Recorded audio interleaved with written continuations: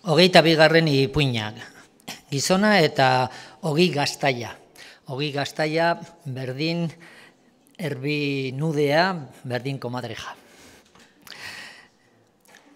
Ogi gaztaiak egiten zizkion gizon bati kalte handiak etxean sartuta.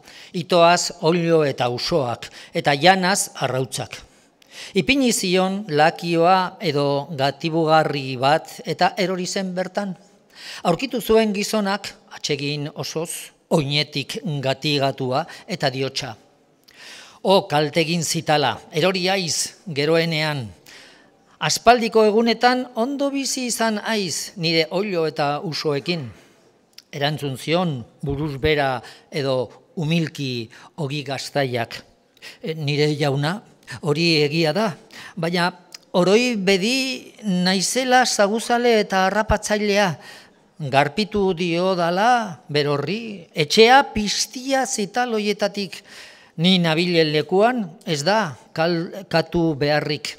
Zenbat on eta mesede izan du berorrek, nik itoaz hainbeste sagu eta arratoi handi.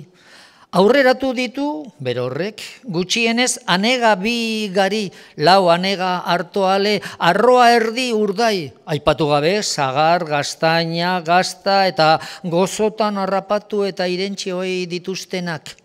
Kontuak elkartzen baditugu, gaitz baino mesede gehiago egin diot. Enazazu bada banatu ez arren hil. Ematen diot hitza, ez diodala gehiago harrapatuko olio, ez uso, ez arrautzik.